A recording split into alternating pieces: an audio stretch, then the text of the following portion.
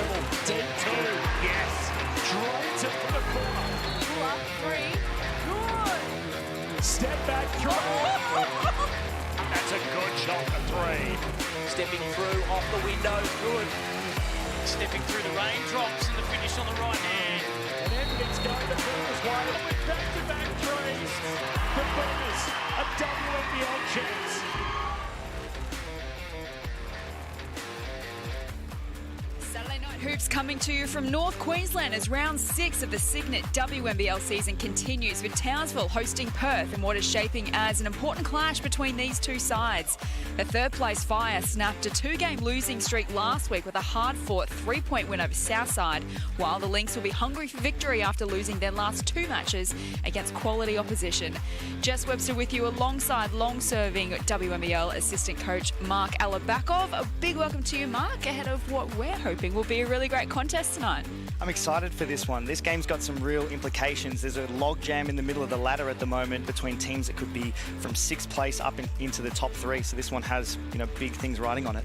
And Perth certainly have the winning edge in recent times. They've won 3 of the last 4 games against Townsville in Townsville, where we have this contest tonight as we take a look at the ladder. And this is how important it is for these two sides. Townsville in 3rd position. They want to stay in touch with the top 2 in Perth, while they're down in 6th position. What intrigues me about their form so far, Mark, is their 4 losses this year: once against Bendigo, twice against Melbourne, and against Southside last week when Lauren Jackson put in a vintage performance. So perhaps maybe where they sit on the ladder is not maybe reflective of the kind of basketball they can bring.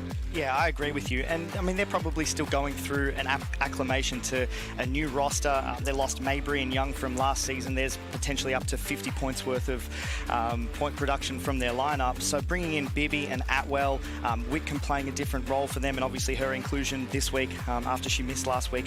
All of these things, they're going to impact. I think that their ability to provide a little bit of a run from an offensive standpoint, you're going to see the best of their basketball towards the back end of the season, and playing against quality opposition gives them a yardstick of where they're at right now. So a big match to come tonight at the Townsville Entertainment Centre. Let's take a look at the Townsville lineup, and great to see Michaela Roof starting in the starting 5. She obviously went down last week with an ankle injury in the opening minutes and did not play a further part in the game, but she's recovered and she's back in the starting 5. Yeah, and she's a little bit of a linchpin for them, a bit of an X factor. Is a high-level possession player. Her hustle is at an elite level. She chases down rebounds and loose balls. She's very, very energetic, and then she can play facing up to the basket and also back to basket. And for the Perth Lynx, a massive in for them this week, missing last week with illness Sammy Whitcomb, but she comes back into the side. How important is she to this Lynx outfit?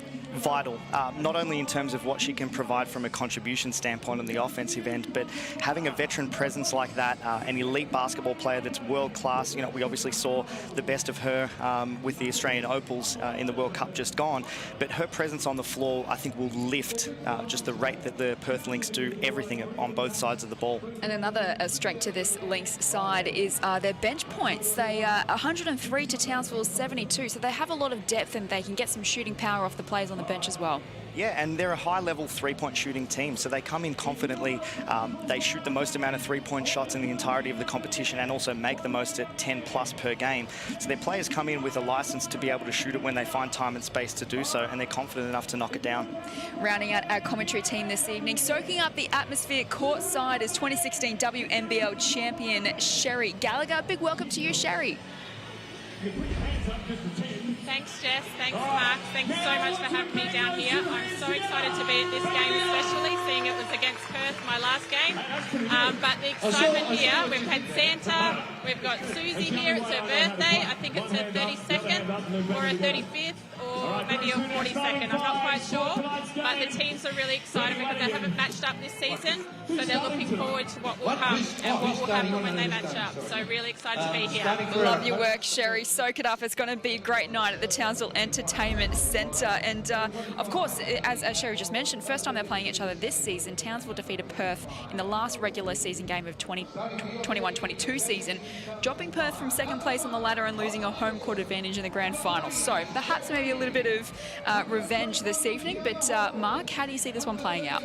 Well, it's one that can really go either way. I think for Perth, they've got to limit the impact of Steph Reid. Her ability to organise the game and impact the game from an organisational positional standpoint or getting others time and space to make the baskets or the types of shots that they like to shoot.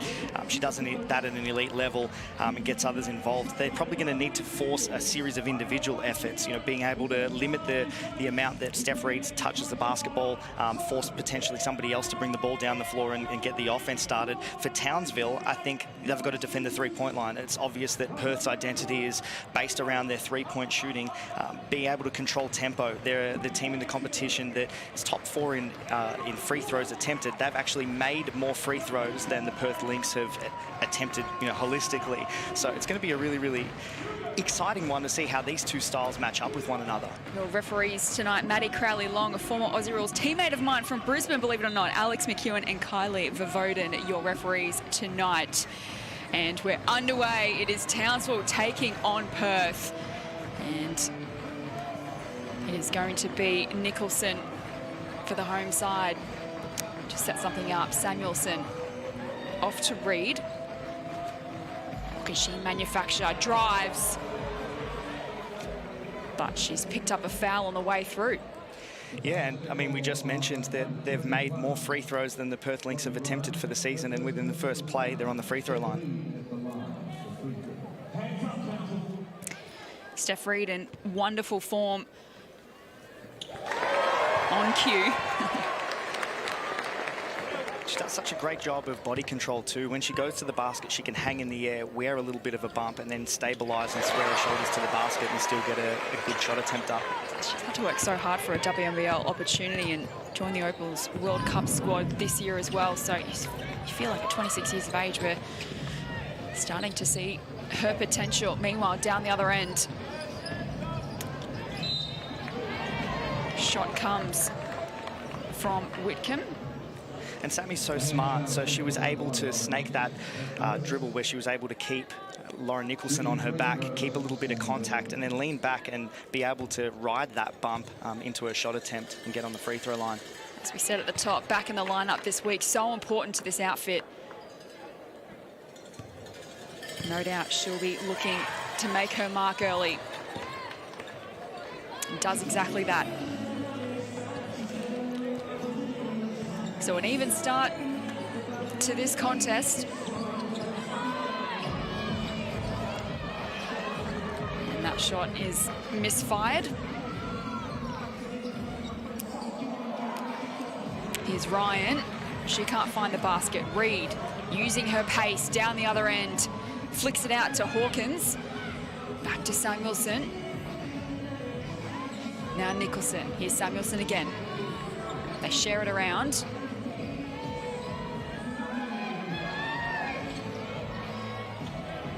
Reid from long range. Not quite. We'll get it back. And you can see the Perth Lynx challenging Steph Reid to be able to shoot the ball from the perimeter. They're trying to go underneath ball screens, or at least they did the initial one on that possession. So she found her way through on that occasion. Had to work for it. They found the basket.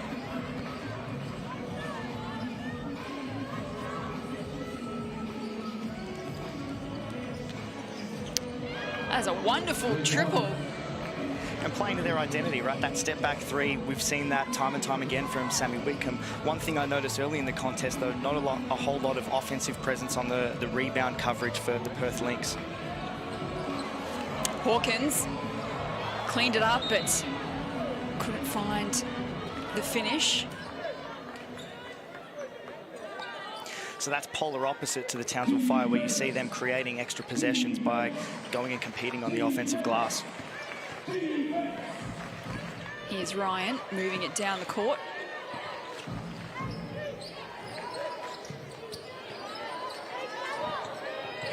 Scherf to Whitcomb. Flicks it out to Bibby. Just overcooked that shot. Hawkins cleans it up. What matchups are you looking forward to tonight, Mark? I mean, probably all of them, to be honest. Sammy Whitcomb and Lauren Nicholson, I think, is going to be a great one. Seeing the job that Robbie Ryan can do defensively on Steph Reid. Atwell and Samuelson, you're talking about two of the best three-point shooters in the competition. Which one gets going, who can stop the other? So Ruth gets some points on the board. Down the other end, Ryan makes a charge. And she's so physically strong, Robbie Ryan, so if she's able to get you on her shoulder and maintain a straight line drive, that's obviously the shortest distance from where she has the ball to getting to the rim. She'll maintain contact and ride it all the way to the basket, draws the foul call in that possession.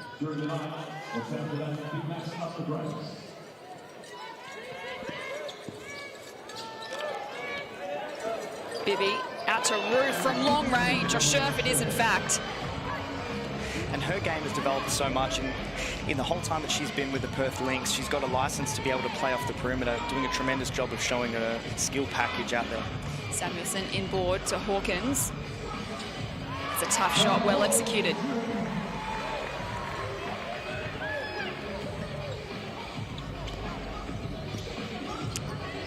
Ryan trying to make something happen as Reed for company. And that's really tough. I mean, she's the only player that touched the ball on that possession. I don't mind her trying to play back to basket against Steph Reed with a strength mismatch. Reed down the other end makes it pay. But probably needs to give the ball up and then get it back if that's the tactic that they're looking for.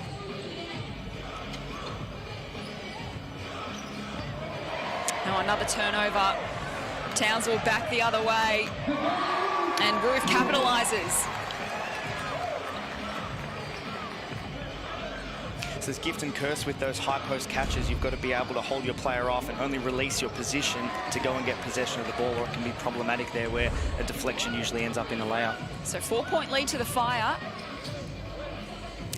Hawkins to Ruth and now Reed.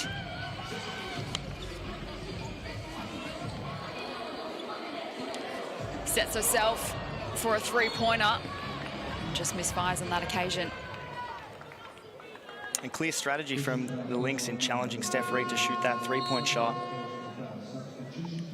She's such a great playmaker off the dribble. If she can get into the paint, she penalizes anybody that comes to help. So if you're able to go underneath screens or play with a little bit of a cushion, challenge her to shoot the basketball, it means that she's not facilitating other people. Averages 13 points a game. Steph Reed had 16 points against Southside last week. She's in good form. Scherf off to Whitcomb. Leans back on it. Can't get it to drop.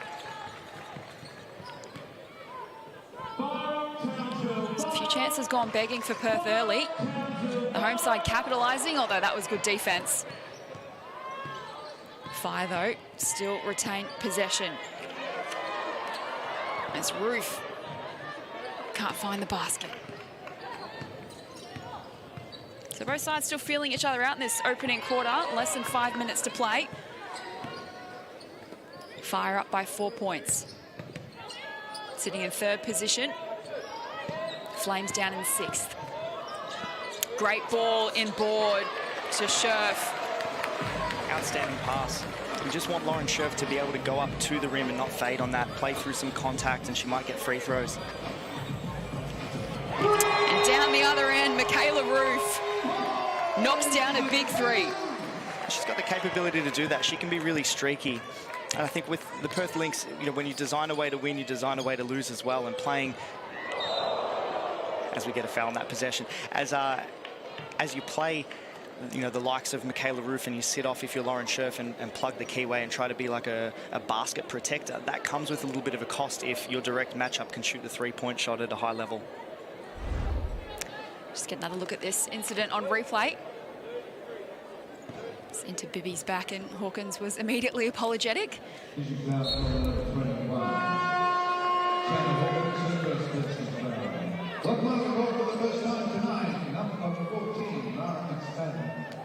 So good start to the Fire. Up by 8 points.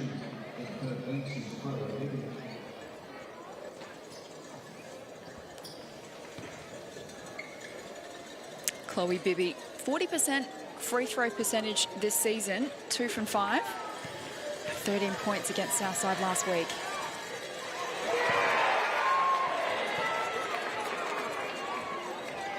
One of the new recruits to the Perth lineup this year. She's a rising star in the competition. She's been really vital to them in this early part of the year. I think she'll only get better as the season goes on.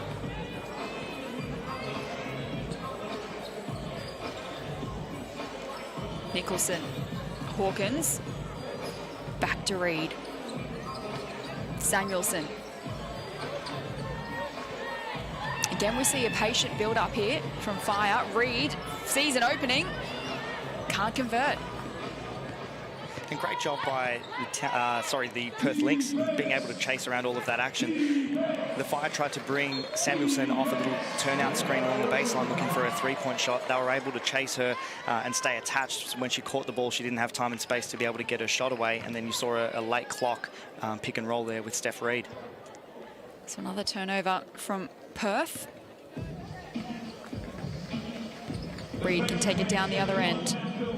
Shares it with Samuelson. Nicholson presents. That one off the rim. She cleans it up again, has another go. And that's her shot. That's the danger again with being able to play Lauren Scherf in that drop coverage against in the pick and roll. If you've got players like Lauren Nicholson, that elbow jump shot has been a pet thing for her for a long time. Big shot from Sharp.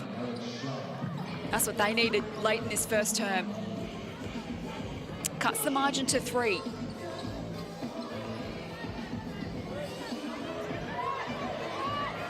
McSpadden to Reed. She wants another 3. This time nails it. It's a big shot by Steph Reed. So they're challenging her to shoot that shot. If she can knock it down, that'll provide some headaches. Whitcomb at the other end drives. Good defense from the Fire. Samuelson cleans it up. I'd love to see more rebounding coverage on the offensive end for the Perth Lynx. Be able to try and keep some of those possessions alive. Well, they're first in the competition, Perth, in rebounds, averaging 39 a game. Interestingly, Townsville are last. Some travel called. So 2 minutes left in this opening term. Fire have had control of this contest early. The Lynx at time, a couple of unforced errors are hurting them at the moment. Yeah, and both teams just, as you said earlier, just feeling each other out. I don't think either have gotten into any sort of a rhythm in these early stages. Here's Hawkins. Looking for Nicholson. Has some space. Can't get it to drop. And she's got a preference to go to that left hand. Anything that's to the basket or a pull-up, that's her favourite side to go to, and she can be really deadly. Scherf to Whitcomb. Sensational. Described her as somewhat of a Steph Curry of the WNBL. She's got this innate ability to hit shots off one leg, 2 legs, fading away, which is incredible. Missed last week through illness, and she's come out with a point to prove as Ledger Walker has a go from long range.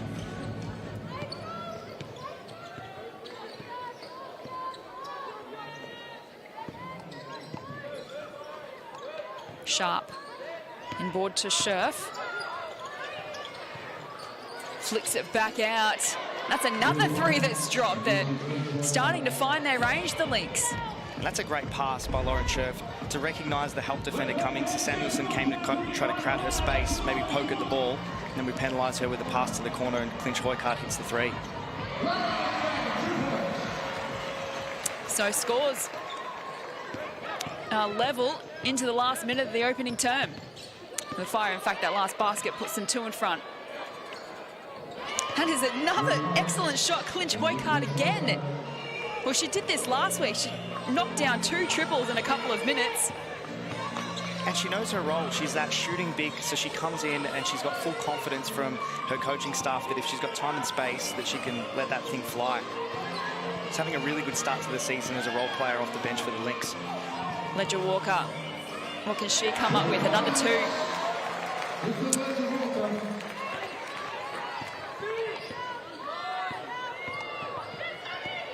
Whitcomb wants to go herself, kicks it back out to Ryan for another 3.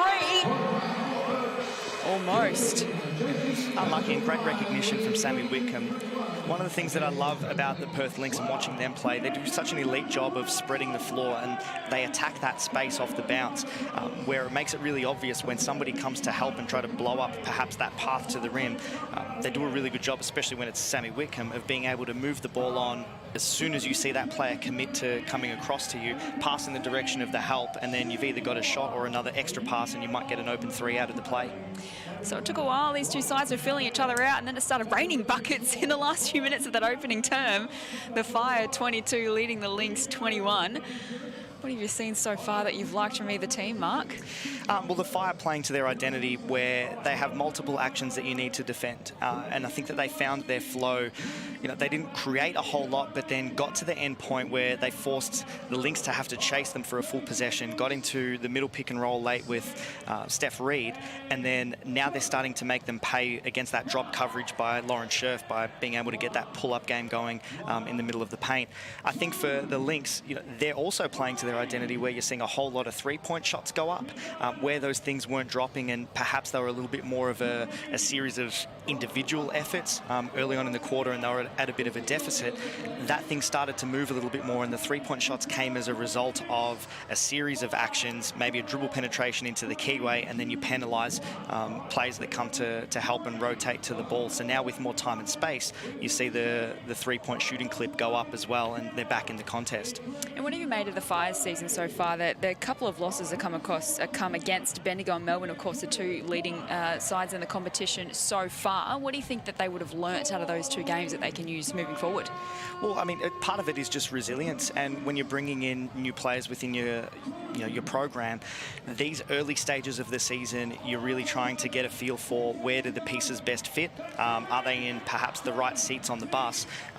Coach Shannon Seabaum is one of the most progressive. Actually, both of these coaches are the two most progressive coaches in the league in terms of staying up with modern trends of the game, putting their players in best positions to be successful. Back to the Fire, you know, I think that they've got a team and certainly a strategy to be able to compete with some of the best teams in the competition at the pointy end. You know, if they're within that finals picture, for them it's a yardstick thing. You know, where do you stack up against some of the teams that might have a bit more veteran experience or demonstrated experience within the WNBL, knowing that their scope for improvement is still going to be quite vast. Let's get down to Sherry Gallagher courtside. Yeah, just listening into the Townsville huddle, Shannon spoke about defence. He said they need to get a hand to the three, make them put it on the floor, and then in offence they need to make sure we get into the paint, really push it into the paint and take those shots. You know, they're going to drop, so just keep taking it. Thanks, Sherry. Two statistics that stood out at quarter time. Perth, 6 out of 8 three-pointers. Their shooting efficiency in the first term. And Townsville, 14 points to 0 in the paint, as Reed adds another 2. So that's that comfort shooting in the mid-range there that I was just talking about earlier. So now Steph Reed starting to do some damage with that pull-up in the middle of the keyway.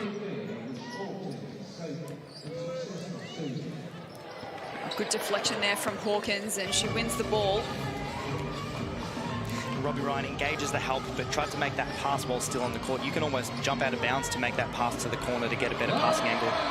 McSpadden adds more points to the tally. There seems to be a heightened urgency to start this second quarter. Here's Whitcomb, top of the key. Nice pass in board to Clinch Hoycard. Great to see her rolling to the basket just to mix up her ability to pick and pop. We know that she can shoot the three so well, but if she's able to roll and get some layups, it can make her a real tough proposition to defend. Hawkins to Reed. Sees an opening. Lovely touch. It'll be interesting to see how long the Perth Lynx stick with this tact and guarding that on ball with Steph Reed. Ryan working the baseline. Tried to find Clinch Hoycard. But they turned it over again. Reed to Samuelson. Sets herself for 3. Can't get it to drop. Fire by 3. Early stages, second term.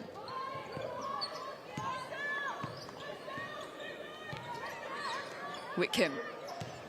Ryan is working Reed and did that nicely. And so strong. And when you've got, I mean, it's a fantastic strategy by Coach Ryan Petrick to put, you know, the likes of Hoycard and Bibby in the two corners, because then it means the two taller players for the Fire have to guard them and respect them on the perimeter because they're both capable three-point shooters, and it leaves a whole lot of space for Ryan versus Reed with a mismatch in the keyway. Whitcomb, good defense from Reed.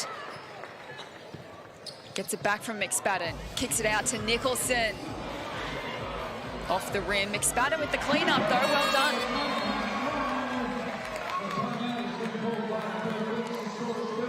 Point of difference for the Townsville Fire is competing on the O glass. So you see a rebound and put back there on that possession by McSpadden.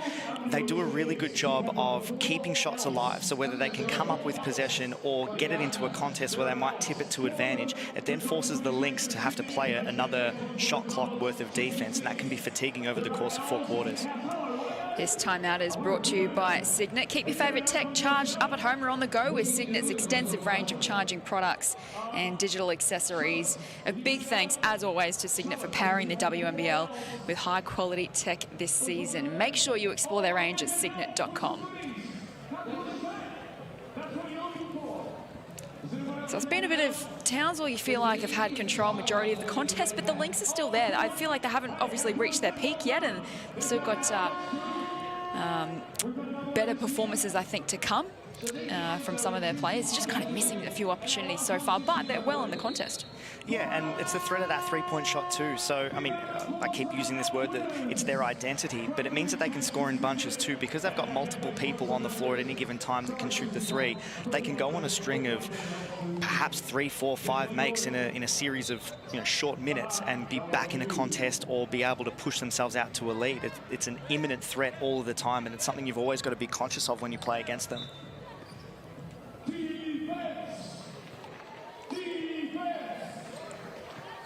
So here's Ryan.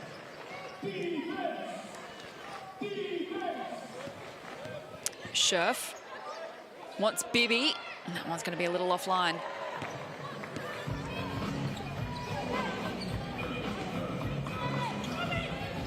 Reed works it down the court. Roof from long range, can't convert.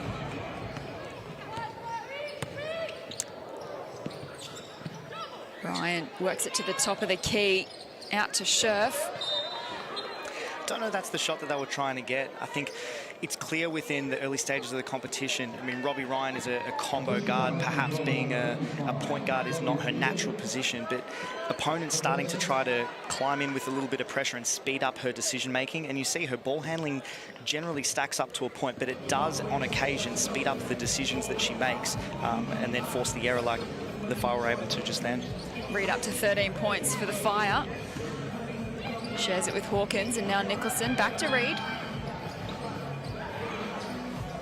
For a long range 2, adds a couple more to her tally.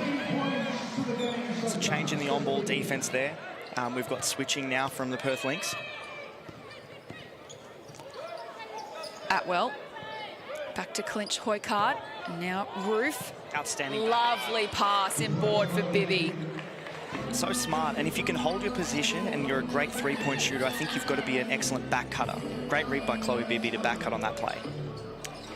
Reed out to Samuelson. Will go for the 3. Can't sink it.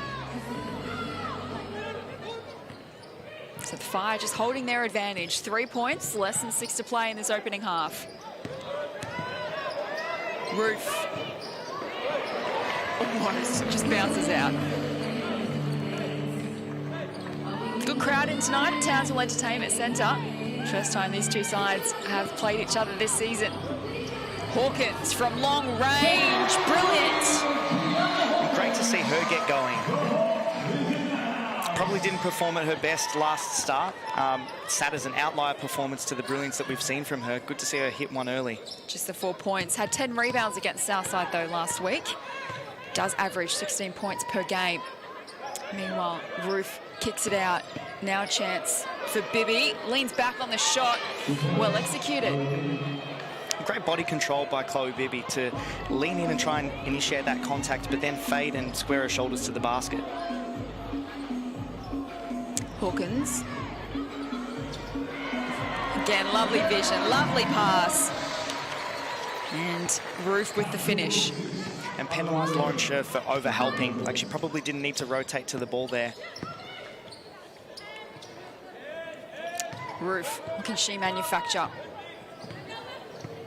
Trying to work her way to the basket. Now puts a shot up. That's great work.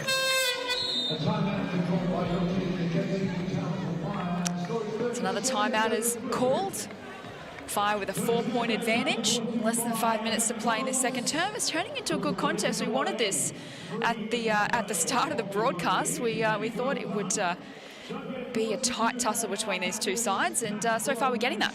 Yeah, you're seeing move and counter move from both of the coaching staffs, which is really exciting for me to see as a basketball nerd. But I mean, look, tremendous job by the Perth Lynx to be able to come in, do a better job defensively. The switching, I thought, was a bit more effective for them as an on-ball defensive strategy.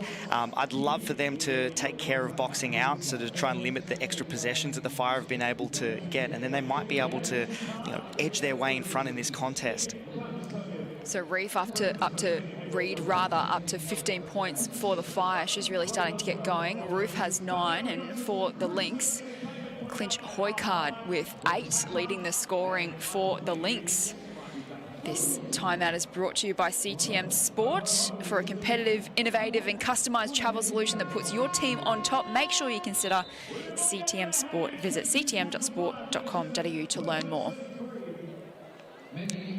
So Clinch Hoycard, we mentioned, playing some important minutes off the bench, and sunk a couple of threes early on, got 8 points to her name. Had a season-high 6 points in her last start, playing limited minutes, but that's a really positive sign for the Lynx. Yeah, and she grows in confidence. I mean, you see it in her demeanour when she comes on the floor. She's able to impact the game with that 3-point shot that she can be so deadly with. And then she moves a whole lot better defensively once she gets one to go for herself. It's almost like it's an energy builder for her. It's great to see her emerge as a role player for the Lynx. What do the Lynx do about this player, Steph Reed? Well, look, it's interesting because it's a trade-off. You pick your poison. So they're challenging Steph Reed to have to try to beat them with points on the board. It means that her assist count is low or lower than normal. You've got Nicholson, who hasn't scored as a result. Samuelson, who hasn't scored as a result. So you're probably, if you're the Perth Lynx, allowing Steph Reed to get her 15 if you can keep the other two who are really deadly quiet. Let's get down courtside to Sherry Gallagher. Yeah, thanks, Jess. Just in the Townsville timeout, they talked about that they might do a head tap, they called it. So on a score, I'd say pressing up. So just keep an eye out for that. And also they talked about just, more than the first pass. So let's get the ball around, pass it around and get it through hands rather than just take the first pass.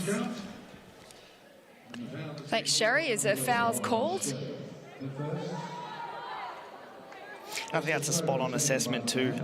There's periods within that early part of the quarter where it became a series of isolation or individual efforts from the Fire, which is probably not the way that they want to play, and is certainly not perhaps the style or the pattern that we've seen from them. When they get everybody involved, they've got scorers that they put in positions to be successful. Hawkins has been pretty deadly on the line so far this season, shooting at 94%, 17 out of 18, make it 18 out of 19. Whitcomb looking for another triple, and it is going to stay with the Lynx. And Alex Sharp coming in and keeping that possession alive. I mean, that's what I'd like to see more of the Perth Lynx, is at the very least have one player be able to go and try and keep the ball alive on the offensive glass. Sometimes that can be to slow the opponent's ability to transition back the other way as well. So you've got a dual benefit. Sharp to Scherf to Bibby, back to Sharp. Bounce pass in board. Scherf, lovely finish, adds another 2. And again, the Lynx aren't going away. And Sharp lurking around the basket on that possession as well. She was there to protect it if Scherf missed a shot. 3 minutes left in this term. Hawkins swings it across to Reed. Backtracking, now moving forward, almost slipped over. Still hustling. Now Nicholson, big 3. That's tough, and she's shooting the 3 at, I think, over 50%.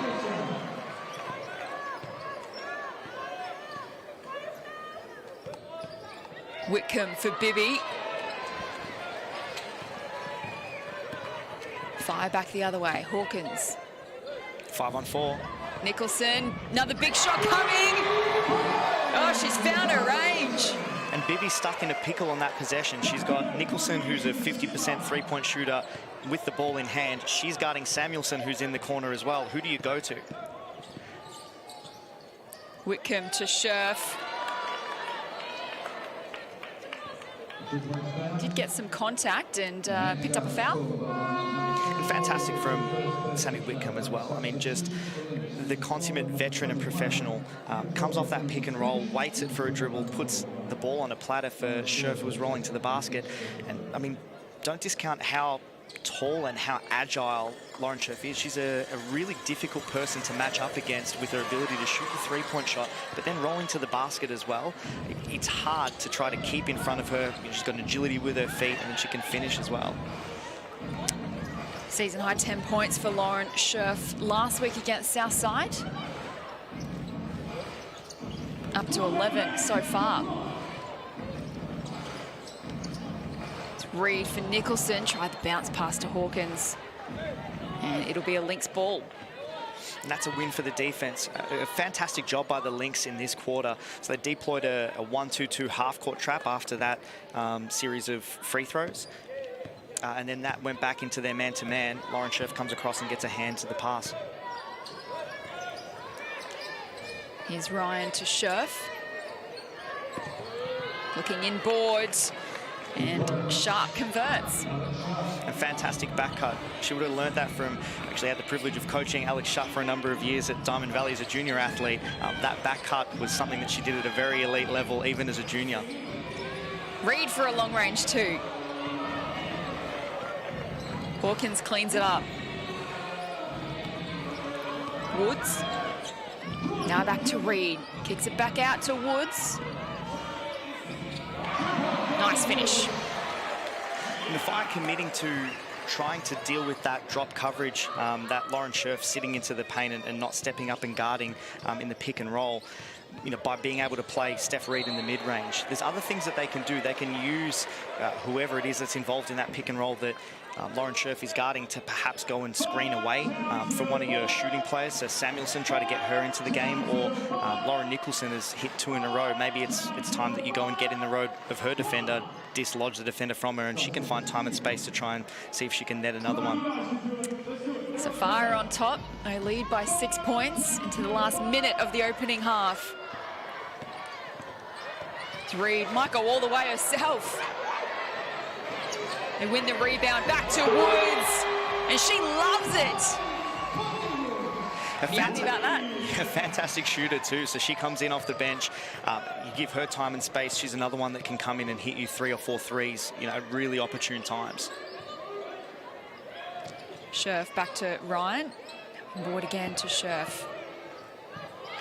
Nice touch.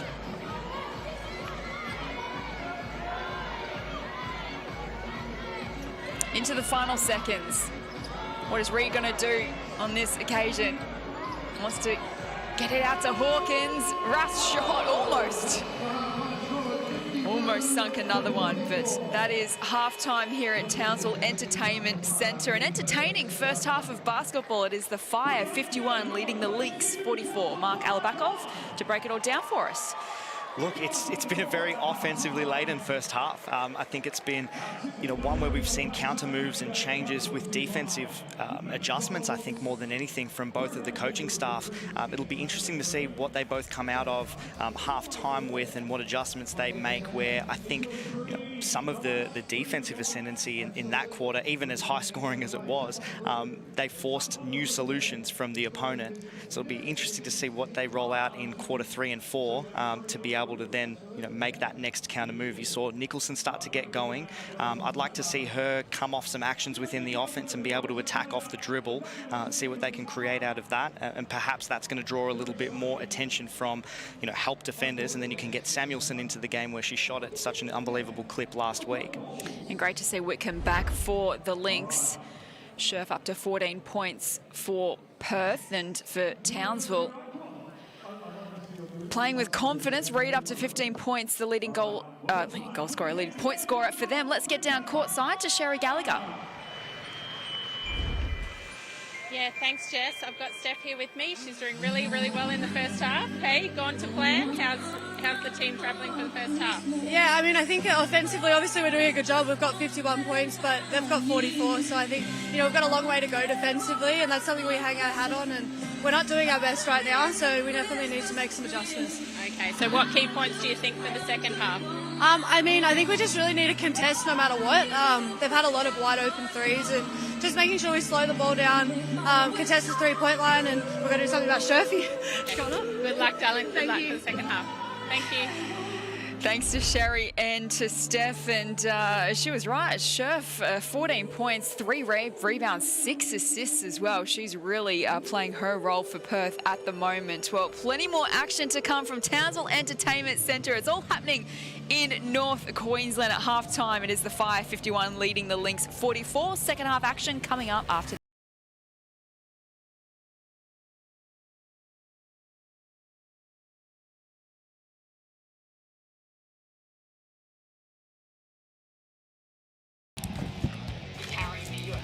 With a pop over the top, Nelson Adoda for the finish. Got the fine power if they can get hot. Nelson Adoda now works on Roof. Nice finish. Reset.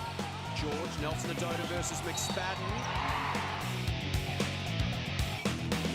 Reed, Samuelson has been hot from deep, and she continues that for Samuelson, who's been hot from this range. She has an open look, and she knocks it down all night long. Rolling with the screen, driving on Bunton, reversing, it's good. Heel from the wing, on the low block. Working on Whittle Harmon. Doing that. Just a touch over 5 assists has been nice. Jackson from the top. Hands it down low, working inside, little short. Scherf couldn't come up with a rebound, and Jackson takes advantage. Griffin at the other end, in rhythm, knocks down the triple. We didn't see a great offensive rebounding presence for the Lightning after that shot attempt. Kelsey Griffin breaks the drought. Griffin goes to work on the inside, spinning and banking it off the glass. Prepare your taste buds. Hungry? Famished. For 6 delicious nights on 9. Dare to replicate the snack. Australia's best chefs. Head-to-head, recreating our most iconic snacks. I think I stuffed this up. Get it together. I know you've got this. It looks like salt and pepper calamari. New Snack Masters. Stream the latest episodes on 9 now. No, they don't teach MPI schools how to get the money shot. They're undercover. What are you doing? That is how you get the money shot. Cracking cases. Nothing says I'm stalking you like a hidden camera. The old-fashioned way. Jason Priestley. Are you nuts? It's a rental. Private Eyes. Stream complete seasons on 9 now.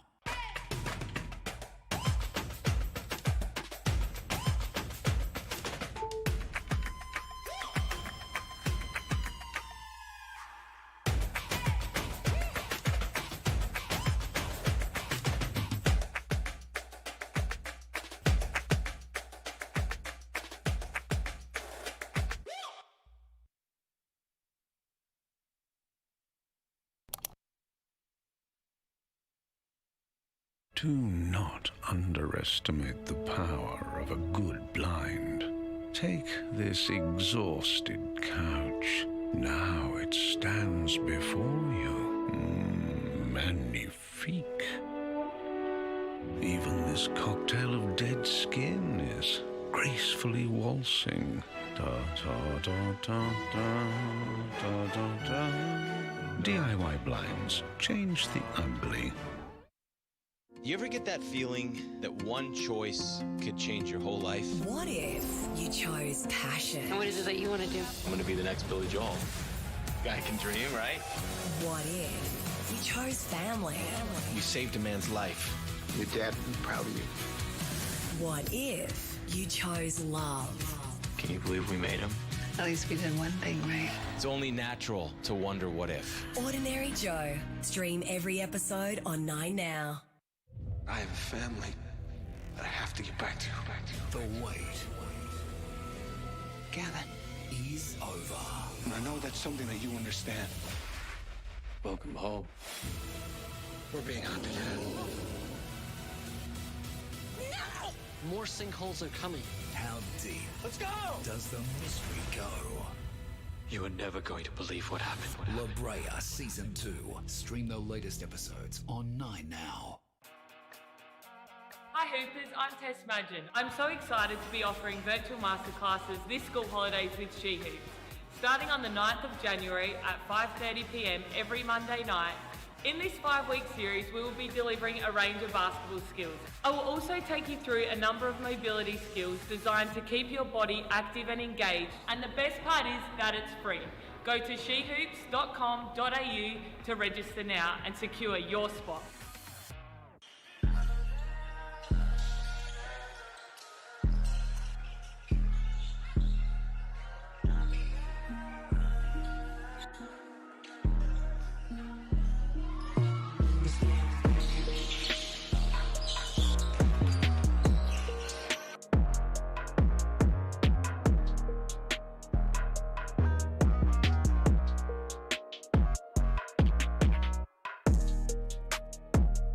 They donated toxic land to a school. Someone put it there, deliberately. You said this case was unwinnable. Don't make this personal. It's already personal. Dad, what happened here? There's something you're not telling me. Burden of Truth. Stream complete seasons on 9 now. Can everyone line up? Make Brixmas memories on 9 now. Have you been good, boys? Magical creations Attack that Lego. will blow your mind. That's a really great hippo. Who will be Brixmas champion? Deck the halls with something. Stream now on 9 now. You get me going. You've seen them represent our country. You've seen them win wearing the green and gold. You give me. You give me. We have the world's best talent in our backyard. Oh, excuse me, she makes it rain. What she got in her bag of tricks. That's what she's got. Watch them. Follow them. Who will come out on top? Cygnett WNBL starts November 2. Have you ever asked someone for their autograph? Yes. Yeah. No. Many people. Oh, lots of people. Lauren Jackson. Oh, probably Lauren Jackson when I was a young buck. I don't know. It was always when I was younger. So I reckon Lauren Jackson was probably one, and now she's my teammate, so that's all good. Yeah, and now she plays in the league. Lauren Jackson. Danny Green, when he played for the San Antonio Spurs, saw him in Las Vegas. Yeah, I think when I was like 12. Elise Penaluna. Yeah. CJ Bruton. I don't think I have. Yeah, a bunch when I was younger. Oh, anybody? I went to telethon a few times as a kid, so there was a whole bunch of like just Australian stars around. Lots of people. Yeah, when I was little. I feel like basketball players. That's an awful answer. Oh, the last one I can remember is Delta Goodrun. I reckon half the league I've got their autographs somewhere in my box. There's a photo, I was going through my old laptop and there's a picture of me and Amy Rochi. There's a picture of me and Sarah Blitzer from about 5-6 years ago when Danny Ong played in Trelgan. And like I'm holding a poster, no shame, I've got all the signatures.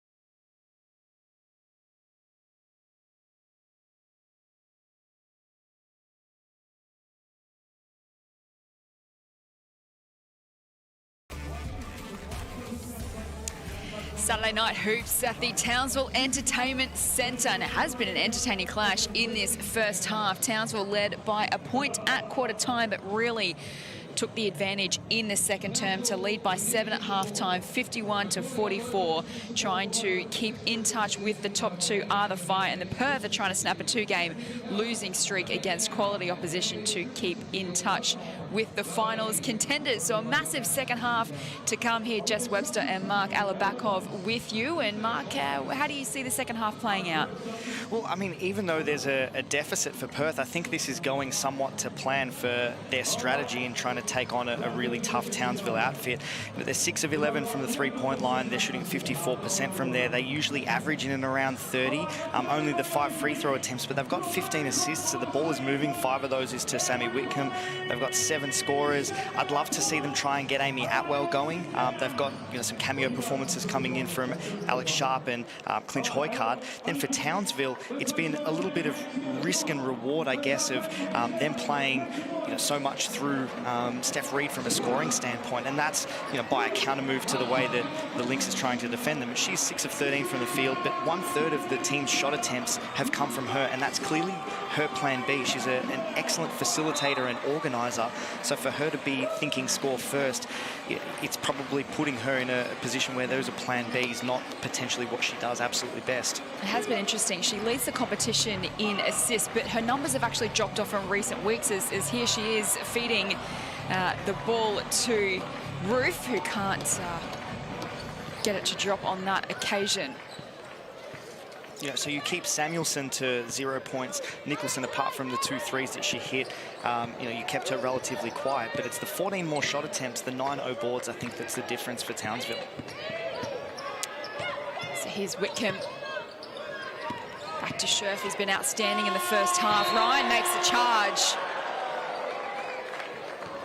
What is the umpire's call? I think it's a fire ball. I thought we might have been shooting free throws there. I thought so too. So Hawkins gives it off to Reed.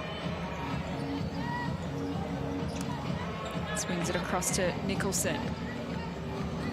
6 points for her this evening. Big shot from Roof.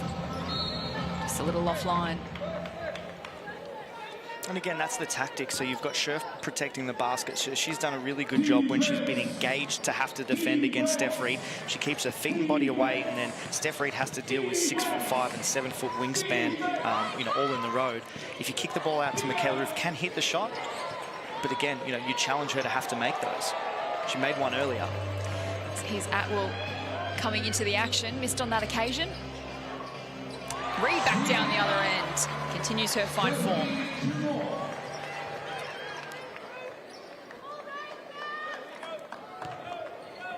So important quarter here for Perth, just needing to stay in touch with the Fire.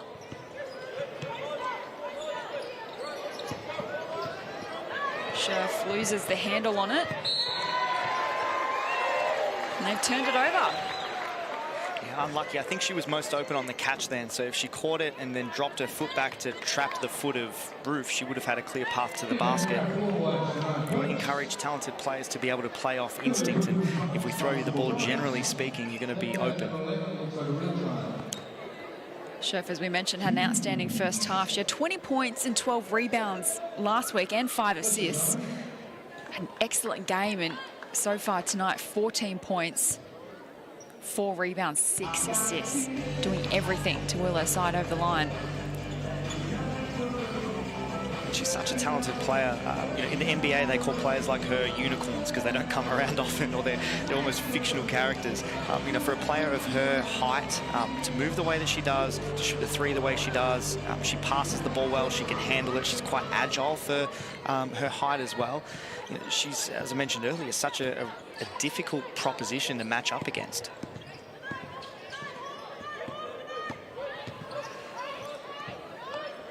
Atwell to Bibby from the corner, almost. Let's get down courtside to Sherry Gallagher. Yeah, Thanks, Jess. Just at half-time, Coach Ryan just came into the huddle and just said, look, we need to make sure we stop the offensive boards, box out, get those boards. And then they also talked about just their plays, so making sure they push the ball, but then set it into a horn set, slow it at the half court for a horn set.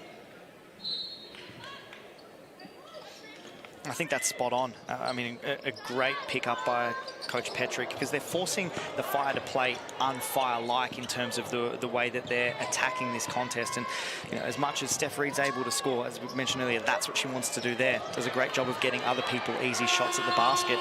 But it's the 9-0 boards, the 14 more shot attempts, and the 14 second chance points that are the difference in this game.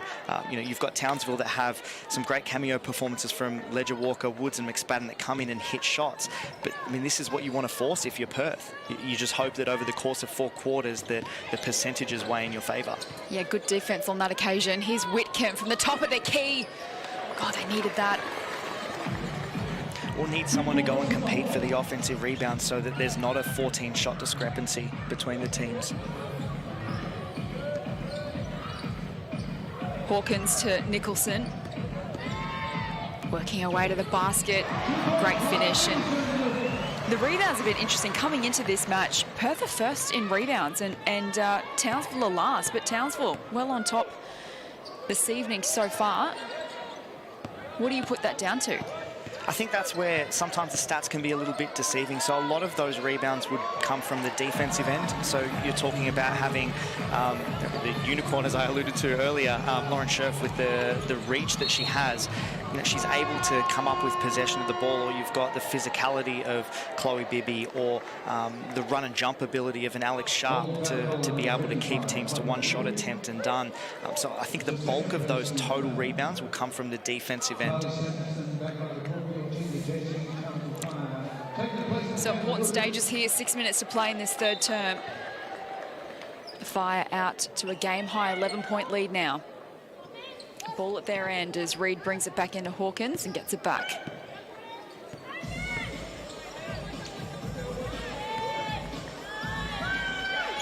Shot clock down to 7. Nicholson back out to Reed, sets herself wide open. Offline. And smart play to send Nicholson to her right hand. She's far less aggressive when she goes there. But then the counter for her is, it's called snaking, can she get back underneath that screen and come back onto her left hand where she's really, really dangerous and get her feet into the key and create havoc. So Ryan with the basket down the other end. Woods infringed upon, or not?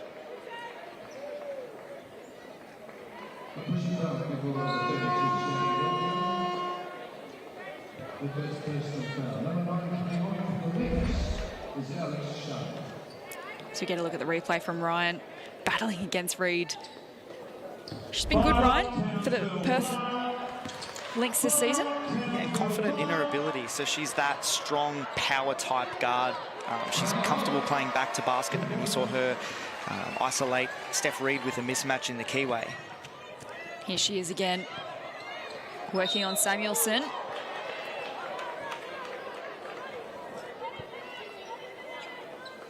And she's crafty and gets on the line a whole lot. If you're coach Shannon Seabohm, she's probably an athlete. If you look statistically, I believe she's only 15% from the 3-point line, 2 of 13 for the season to date. Is she one, do you exert a whole lot of pressure against her to try and speed her up in the backcourt, but then as soon as the ball crosses half court, if it's still in her possession, you leave her a little bit of a cushion and you play her as someone who goes off the bounce. So then you don't put yourself in positions to foul like this. So Hawkins doesn't appear too happy with the call here. Nonetheless, Ryan, a couple of free throws, 66% free throw shooter, 1 from 2 on this occasion. Samuelson cleans it up and gives it to Reed. 10 points the margin to Townsville.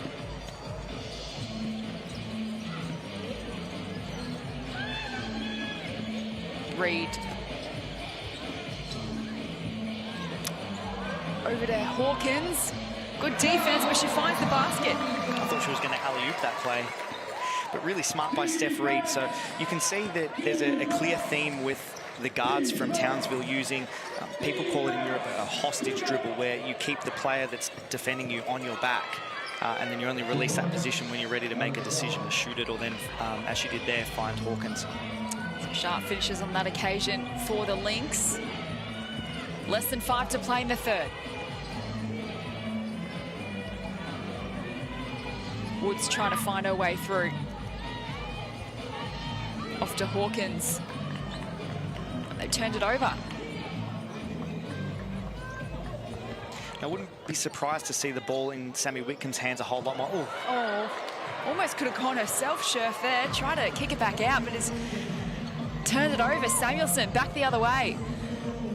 Now to Woods. Inboard to Nicholson. Hawkins cleans it up. Can't find the basket either. Nicholson, Samuelson, Woods from the top of the key. Bounces out. They still come up with it. So a couple of chances here to the Fire. What can Reed do? She misses. Gets it back. Nicholson, Woods for 3. Still no. Long range 2. Now they've turned it over. How many goes do you want? Way too many offensive rebounds allowed if you're the Perth Lynx on that possession. I mean, that's been the difference in the game. And that's where you see there's a vivid difference between the two teams on who acts or who is doing something on the flight time of the shot. I mean, that's really the thing that's a mark of a great team. If you're on the defensive end, on the flight time as the ball leaves fingertips, you're generally trying to seek your matchup to try and impede their run to the basket to go and get an extra possession. But then if you're in the offense, you know, depending on how many people you like try to get to the offensive glass from a strategy standpoint, you want to be acting, looking to try to run into gaps, potentially run and jump if you're an athlete, body up and wedge somebody underneath the ball. It's called tagging up, that some coaches use as a method to stay on the O glass and then start their defensive transition. But you've got to be moving when the ball's in flight. You've had some conversations with Brian Petrick, and how do you think he will be feeling at this stage of the game? Well, I mean, as I alluded to earlier, I think it's really gone to plan as far as executing a strategy. Now, even though they're down by the 10 points, it's really clear where that gap is, and it comes on the possession play side of things. And it's, can we limit the extra opportunities, the offensive rebounds? I believe they're up to 17 offensive rebounds, and that's way too high for, you know, not even the end of the third quarter. I mean, generally speaking, if you can hold a team to 10 or less, you're doing pretty well. That's far too high, and then it makes it tough because you're having to give up a whole lot more shot attempts to a team that's, you know, obviously got a whole lot of scoring prowess, but then, you know, from a coaching standpoint, Coach Shannon Seaborn does a terrific job of putting them in positions to be successful. You don't want to have to defend multiple things over and over again if you don't have to. So another error from Perth gives Fire another look. Reed has been a handful all night. Kicks this one back out to Nicholson from the corner. Excellent. And that's Fire basketball. Steph Reed being able to get her feet into the key, draw another defender, and then penalises them immediately in the moment that they come over and commit to helping on her. Whitcomb trying to make something happen for her side. That margin's now out to 13, so 2.5 minutes to play in the third. The Lynx don't want it to balloon out any further. Hawkins goes herself, adds another 2.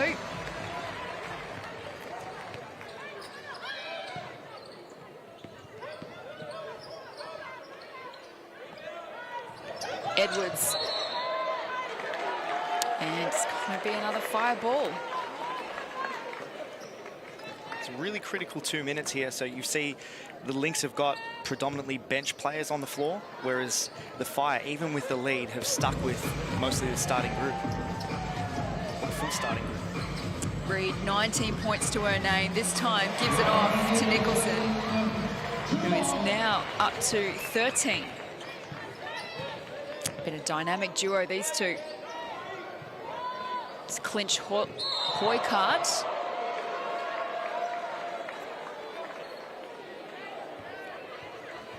And it's going to be a Townsville ball. And that shows you the emergence that Clint Hoycard has had in this league, the urgency with which defenders chase her on the three-point line, like on that last possession. She's starting to get a reputation of somebody who can come in and make an impact with that shooting ability for, you know, that stretch four role that she plays for the team. We did touch on it earlier. Certainly is a great part about this Perth lineup is their bench points. Yeah, and they come in confident, and I mean, shooting such a high level of three-point shots, for the analytics nerds, the points per possession that you get by playing that way, you know, it can be a little bit gift and curse, but it also means that you can come in and score a whole lot of points.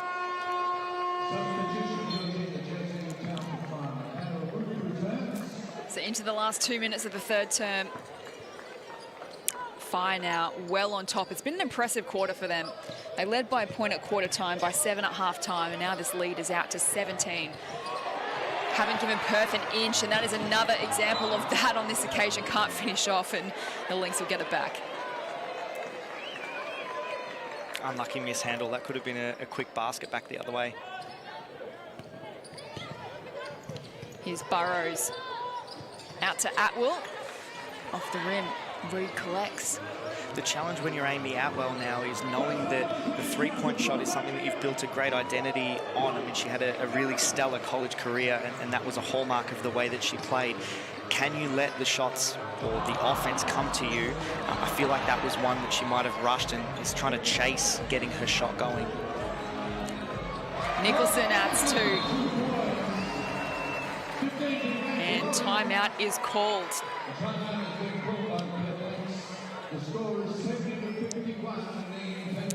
You just assess that this is probably to kill that run, even though it's very late in the quarter. It's probably not always the most ideal time to take a timeout, knowing that the break is coming anyway. But as this lead starts to push out to 19 points, you've got to do something to break, you know, what is a losing pattern and try to steer it back in your favour.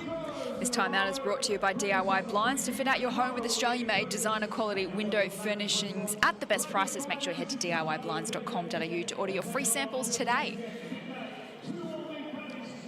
So Perth, I mean, I feel like their recent form, as we touched on earlier, their 4 losses this season have come against great opposition. Lost to Southside last week, but the other 3 losses, twice against the Boomers and against Bendigo. To come out here tonight against the Fire, who, mind you, are very quality opposition as well, but you sort of feel like it just hasn't been their day almost. Well, I guess the Fire have been excellent as well, so maybe a little from column A, a little from column B. Yeah, absolutely. And, I mean, you look at quarter 3 for the Perth, and this is really dictated, I think, by the defence that the Fire is playing. They're 1 of 5 from the three-point line this quarter, and they've only been to the free throw line once. So that's a tough way to play when you're not getting on the free throw line to get the quote-unquote easy points, but then your identity, you haven't been able to get a steady dose of the types of shots that you want, and the ones that you're getting aren't dropping at the moment. Oh, no. They've turned it over again, have the Lynx. Reed. Looking damaging, gives it off to Samuelson for a long-range 3. So that play, a lot of coaches will call a Spain action. So you'll get a shooting player to come in and screen the screener's defender and then pop out to the three-point line, as Samuelson did, because often when the ball handler comes off the dribble, they drag 2 defenders with them, and then being able to throw the ball back out to a shooter like Samuelson gives her an eternity of time and, you know, acres of space to be able to do what she does best. Let's say courtside to Sherry Gallagher for an update. Sherry. Thanks, Jess. Yeah, it's just in the Perth timeout, and Sammy Whitcomb took control straight away, and she just said, look, we've got 10 minutes left plus, you know, this quarter, so, you know, it's not over. And basically, and then Coach Ryan came in and just said that, you know, we can switch all those screens. So look at switching those screens. I think that besides Scherf, everyone can sort of switch to contain. Yeah, thanks, Sherry. Really good point made by Whitcomb. They aren't out of this contest. The lead is now 20 points, but if they just fix a couple of things about their game, they can be well back in it. And just trying to keep the ball alive. I mean, I think they've done a really good job for the most part of trying to create the shots that they want. I like the balance, you know, throughout the middle portion of the game where they're trying to go inside with some of the post-ups. You saw them try to go to Scherf with the post-up there, and she hits the 3. You know, the balance of scoring, I think, you know, for the most part is there. But can you keep shots alive if the ones that you're getting aren't hitting? You know, and there's a shot discrepancy in field goal attempts. I mean, that's out now to 28 shots difference. You know, the Fire have attempted 70 shots, shooting at 42%, and the Perth Lynx have only shot, you know, while they're shooting at 50%, only 42 attempts total. It's not enough attempts to stay in touch. So three-quarter time here at Townsville Entertainment Centre. And the home side are really putting their foot to the pedal. They now lead by 19 points, 75-56 at three-quarter time. They led by a point at quarter time, but since then have increased their advantage to 7 at halftime, 19 at three-quarter time. Final quarter to come if you're Perth's coach, Ryan Petrick. What are you saying here at this huddle? Well, you've got to speed up a little bit of the play. You need more possessions, especially where there's a discrepancy in the amount of shot attempts that you've had. But you've got to do more to be able to keep the basketball alive. You know, empower however many players that he'd like to on the roster to go and keep the ball alive on the offensive glass or try to compete for it. You might get a rebound which is in layup distance where, you know, that's a points in the paint type of attempt. It's a chance that you might get fouled as well and have an old-fashioned three-point play. But you really need more volume because the sheer amount of shots is not enough. You need to hit all of the ones that you're taking to try and stay in touch with this one. As we take a look at some of the highlights so far, Reed for Townsville up to 21 points. She's having a great day. As you see here on screen here, feeding Samuelson. That was a beautiful three. Seen some good shots so far tonight. Yeah, absolutely. And, you know, Reed's starting to settle into a bit more of her game. So you see her up to 7 assists. So on top of the points that she's able to score, as fatigue plays a little bit of a factor, she's able to settle into that facilitator role. She had a kick-out three-point shot within that quarter as well. She just does that to such an elite level and makes her really hard to defend. But then from a strategy standpoint, you know, as fatigue plays in, how do you commit to that to try and limit her impact? And Hawkins with the 14 points and 15 rebounds as well. She's really played her role tonight. She has. She's a double-double machine, and one of, I believe, 2 total players in the competition that's been able to have a 30-plus point game this season, the other one being Lauren Nicholson, her teammate. It's an impressive stat. So final quarter underway here. Can the Perth Lynx muster a final quarter comeback? They have first possession.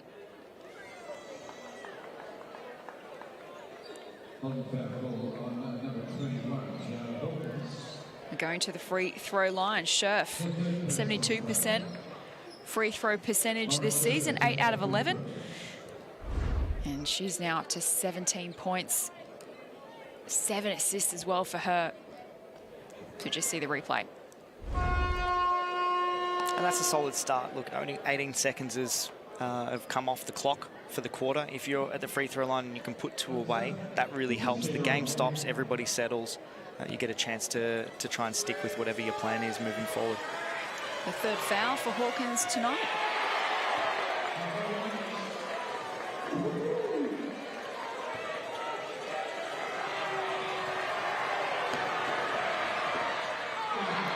The crowd getting behind that one, but Scherf converts. Great atmosphere at Townsville Entertainment Centre tonight.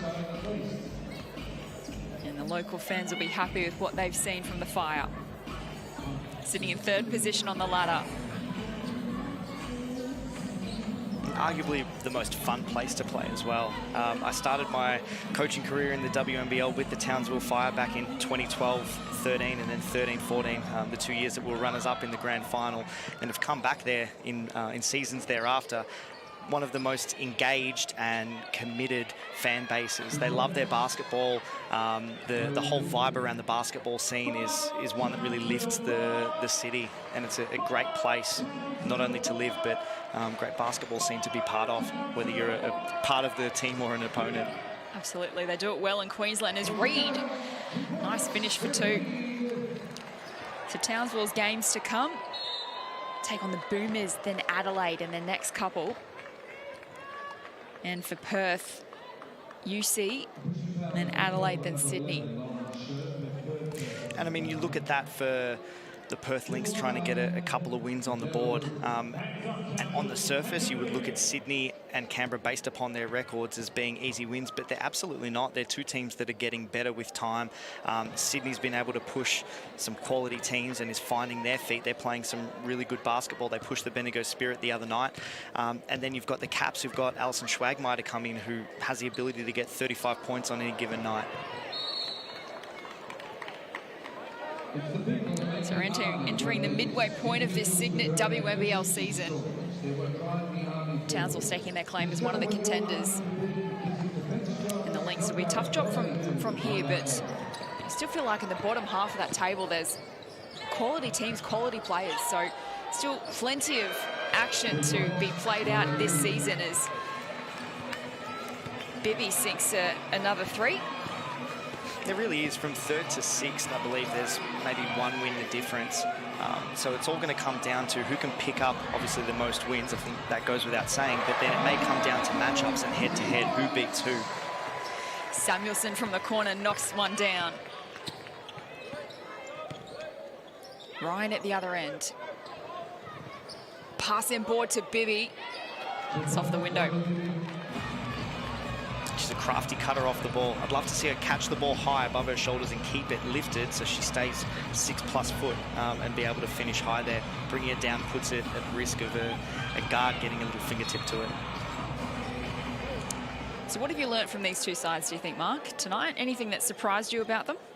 Well, look, the Lynx, if we talk about them first and foremost, a commitment to defense, you know, obviously becomes really, really important, but more so the last 8 seconds. So can they stop teams from getting extra possessions, knowing that, you know, if they're going to get into finals and really put a dent into this season's campaign, they're going to come up against the likes of the Bendigo Spirit, who've got Annalie Maley and Kelsey Griffin. You're going to come up against the Southside Flyers, who've got a litany of 6+ foot talented athletes. You know, even the Melbourne Boomers are really spirited and have got some size in their roster as well. They've got to limit the possession play. For the Townsville Fire, they're able to be a little bit of a chameleon. They can shift and change their style to be able to fit the scenario and then keep their rhythm. So they had, you know, obviously the Lynx had a set plan for how they wanted to defend pick and rolls with Reed and keep Scherf back in the paint. And there was a clear solution that was presented to them from the coach, and they committed to that. And while there was perhaps some hiccups in the early reps of, you know, trying to execute that, Reed finds her feet, starts to hit that mid-range jumper, and then they find another tact to be able to deal with it. So they're able to change stylistically, but then keep the rhythm of the group and not be disrupted where, you know, there's not a flow to the way that they're playing. And also the response that they had to that too, from an effort standpoint, you know, going and getting the amount of extra offensive rebounds and points in the paint or second chance points, you know, that's been, for mine, a massive part of what steered the results in their favour, or what's looking to be the results at the moment. So Reed wants to add to her tally and does so. The other thing about the Townsville Fire as well, Shannon Seabohm, 2-time Coach of the Year, is a great operator, and he's certainly making an influence on this group. Absolutely, and just astute, a real strategist. And then, I mean, I mentioned earlier, both Shannon and Ryan, two of arguably the most progressive thinking coaches within the competition, have come in and just changed the way that the game is played within the WNBL. We've had, you know, some fantastic coaches within the competition, but with that comes a sea of sameness. They've brought fresh ideas, some modern concepts to the game, and, you know, in different ways they've been able to have their teams thrive, you know, being able to play in that modern style. So Scherf inboard to Sharp, but misses. Reed, so lively, so crafty, finds her way to the basket. She's now up to 27 points, I think, with that basket added to her tally. What a performance. As shot for 3 goes up. Another offensive rebound to Sharp. Tremendous job. She's come in and competed every time she's been on the floor for extra possessions on the offensive end. If she can rebound that ball and ground both of her feet, and even if she can potentially use a shot fake to get her balance, she'll be able to play through some contact, make the basket, and get a three-point play from the free throw line. 100% from the free throw line this season. Keeps that statistic going. 5 from 5 now. The 25-year-old. Her perfect record continues. So into the last 6 minutes here of this last quarter. Lynx have done well to keep it relatively even. The margin was 19 points at three-quarter time. That'll give them a confidence boost if they can finish strongly here. Reed is offline. Sharp with the rebound. Clinch Hoycard to Whitcomb.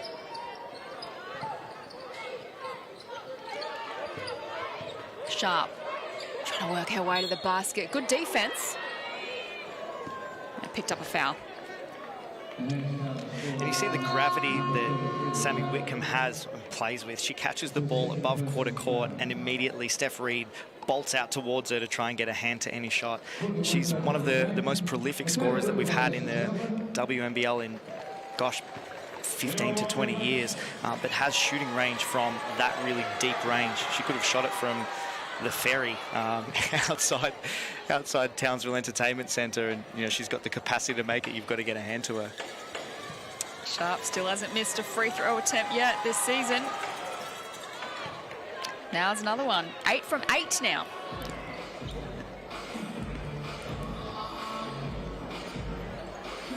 The margin back to 18. Woods inboard to Nicholson. Great play. You just see the ease with which they get layup type shots. You know, their execution is really pristine. They do a fantastic job, and habitually Townsville has been great under coach Shannon Seabohm in creating high percentage shots for the type of talent that they have. Bibby adds another 2.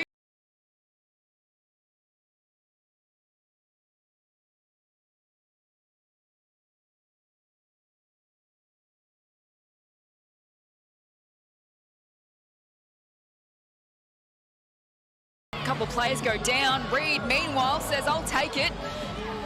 She'll get the rebound into Hawkins. Great strength and has the finish as well. And that's just an incredible pass. Like, to be able to put that pass on time and on target and weighted where the fall of the ball falls into Hawkins' hands.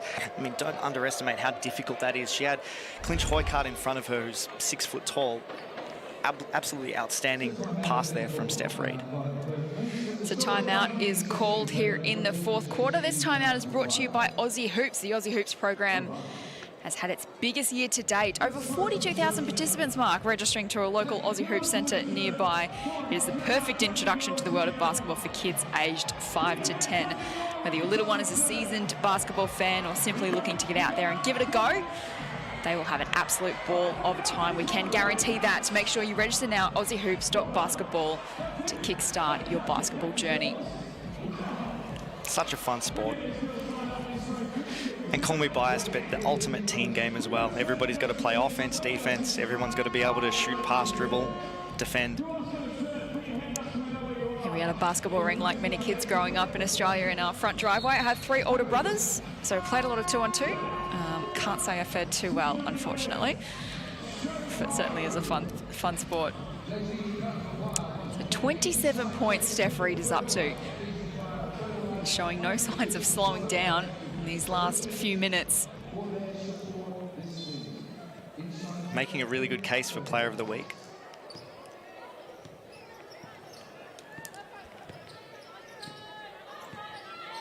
Six rebounds and 9 assists to go with those 27 points. I think you're right on the money, Mark.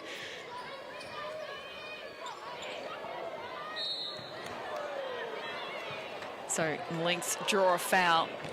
Had to hustle hard for that one. Looks like Sharp's going to the line again. And this is what they needed earlier in the game, just somebody with some urgency or multiple people. I think Chloe Bibby's got the capacity to be similar in pursuit of offensive rebounds, but Sharp seems to do it all the time and does a really good job with that as her role or her identity in this Lynx outfit. She goes and keeps possessions alive, so while they may not run every single play for her, she can impact the game with effort plays and with her athleticism and keeping possessions alive like this. Perfect 10 out of 10 free throws for Alex Sharp so far this WNBL season.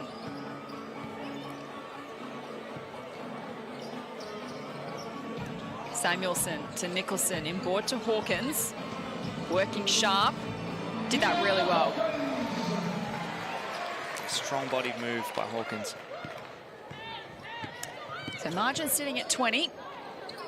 It was 19 at three-quarter time, so good hustle by Perth in this final quarter. They fight for it again. Here's Atwell. Oh, had a fumble, lost the handle on it, and they've turned it over.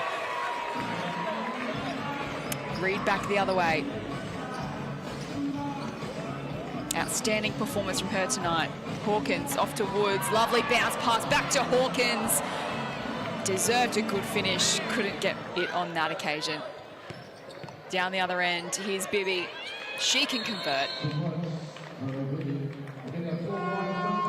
Really strong move there by Bibby, and she does a really good job of trapping the foot of the defender. So when she catches the thing and the defender is by her side, she drops her heel back and traps the foot of the defender in between her feet. So you've got your whole body between the ball and the defender, who's obviously trying to contest the shot, but that allows you time and space to get your finish, play strong through any contact. Probably unlucky not to get a three-point play out of that or a free throw.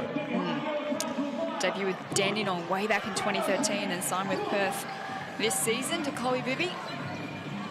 Here's Samuelson. Oh, it's a little bit too easy now. Hawkins adds another two. Just wide open under the basket. Importance of communication defensively. So you've always got to be talking through all of the actions as best you can, saying what you're doing or asking your teammate, what you need from them. Having worked with Coach Guy Malloy, he always had a saying that he wanted talk to be ELO, early, loud, and often. So Woods goes to ground, but looks like it'll be a Lynx ball.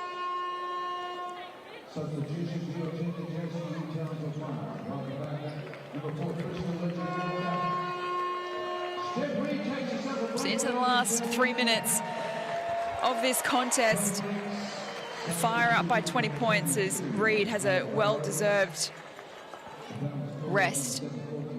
27 points, 6 rebounds, 9 assists.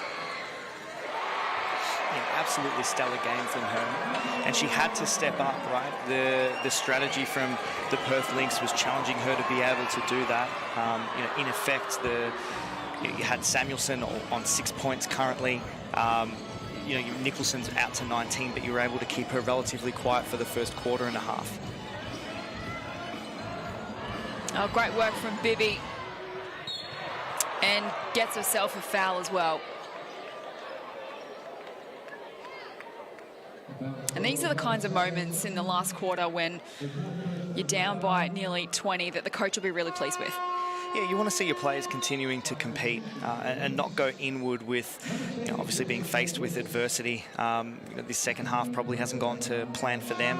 And then certainly, when you're staring down the barrel of, what is a loss that's coming in this really gallant effort, but you want the likes of your Bibby, your Alex Sharp, fighting for possession, still trying to bully their way to the rim when they've got a straight line drive, keeping possessions alive on the offensive glass. I think that resilience, or steering your players towards that resilience, that holds up against good opposition, or it gets called on, I should say, against good opposition in really key games. So being able to establish that habit, even in situations like this, you're trying to cement the things that are hallmarks of good teams. 2 from 2 from Bibby. So 2.5 minutes to play here. Nicholson. Out to Woods. She works her way to the basket and has the finish as well. Great job in the mid-range with that little floater. Jessie Edwards has just got to be the second player to leave the floor, stay grounded until the rise of the shot, and then challenge it. Burrows makes it drive. Bibby with the putback. Yeah, excellent hustle. So this is the stuff that you really wanted from the Lynx earlier in the contest, just not to allow that margin to blow out to what it's become. McSpadden, good defense. So good passage of play here from the Lynx. Playing right to the final whistle, although they've turned it over now. There's Ledger Walker. Sends it back the other way.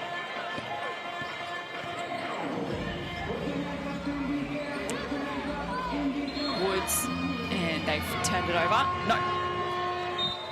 Yeah, I believe it's a 3 seconds in the key call. But credit to McSpadden continuing to try and hold that seal in the post. She had a mismatch. She had the shorter Taya Burrows on her in the keyway.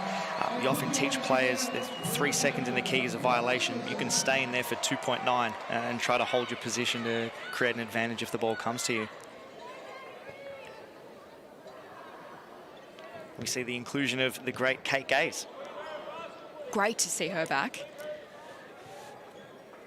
Just consummate professional, offers you veteran leadership, three-point shooting. That's a commodity in any team involved in the league. Yeah, there's always a role for somebody who can put the ball in the basket, and she certainly can. Of course, the two-time WNBL champion. Signed as an injury cover. As the Lynx go down the other end. Minute and a half to play here in the fourth. Important win it'll be for the Townsville Fire. Looking to stay in touch with the league leaders in Bendigo and Melbourne when Townsville play the Boomers in their next matchup. That's going to be huge. Absolutely. You know, and these are the measuring sticks that you have to try to beat.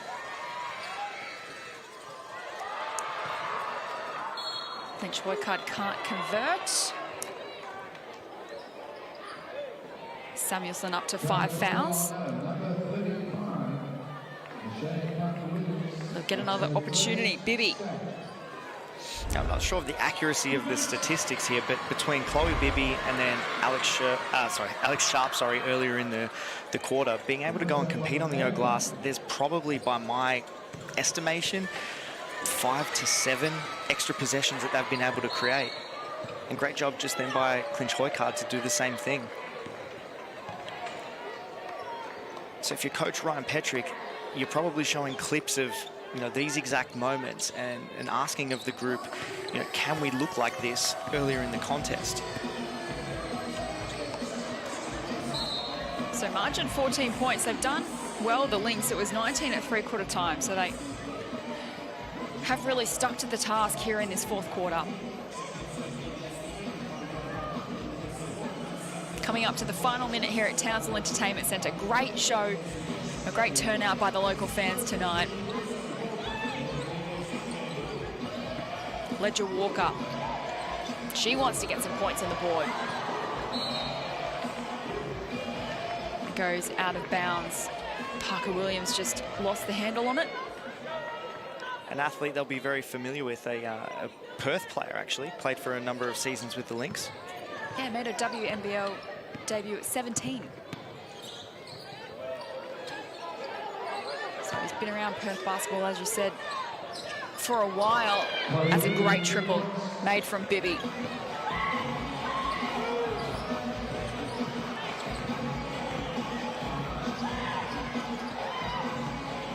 Ledger Walker. And another three. Fantastic work from Kate Gaze. That's what she does, right? Was fantastic on the sideline as a reporter for us. She can do it all. But obviously, first and foremost, she's a professional basketballer and a heck of one of those, as it is, a fantastic shooter, as we mentioned, great veteran presence. So the crowd are on their feet. They've seen a wonderful, wonderful performance from the home side this evening. As the clock runs down, Townsville Fire victors tonight over the Perth Lynx, 98 to 85.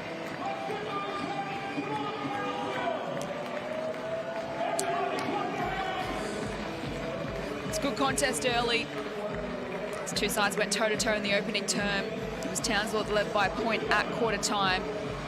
They really got the match on their terms in the middle quarters, led by 7 at halftime, by 19 at three-quarter time. Great work from the Perth Lynx to keep it a contest in the last quarter, but Townsville rather, too strong on the night. Mark Alabakov.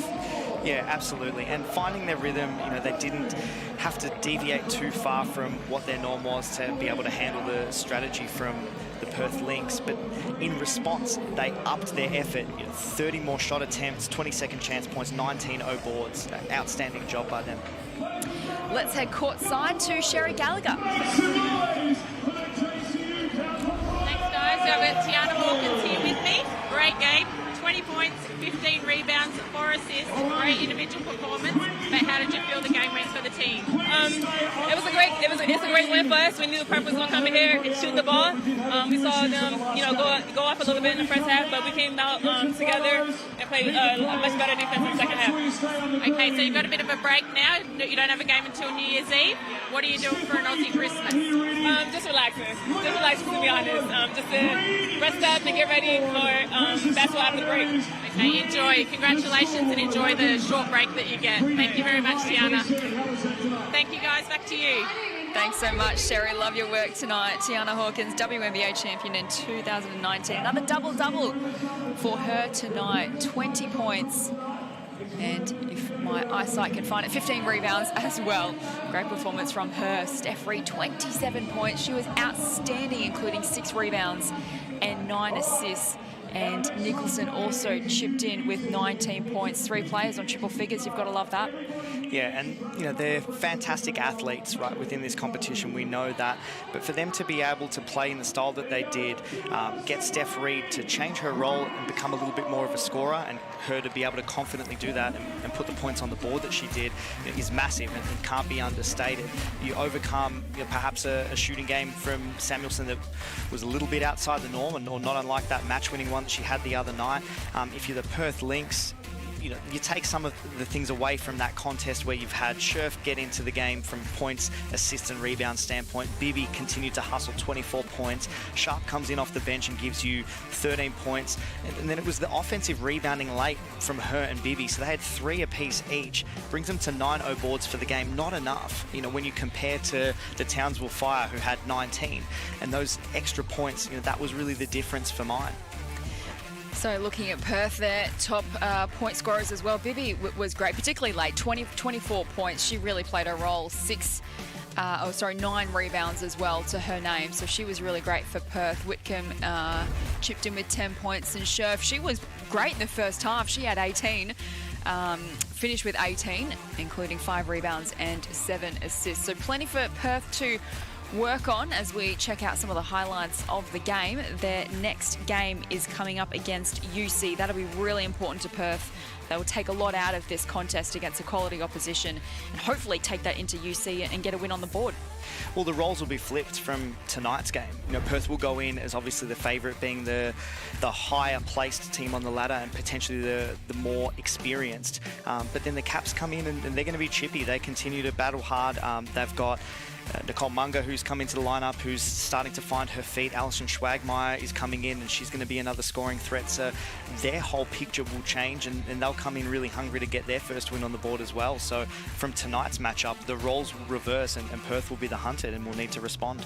And we've set it up nicely as well for next week. Townsville to take on the Boomers. That is going to be a contest not to miss, but the games to come rather in the Cygnett WNBL round 6 action tomorrow. We've got a doubleheader, UC taking on Southside, Adelaide taking on Melbourne. That's going to be a delight to watch. Both these games actually should be really entertaining. There's some great storylines in the competition. The Caps trying to get their first win, Southside trying to stay within that picture in the top 2 will definitely want a home final.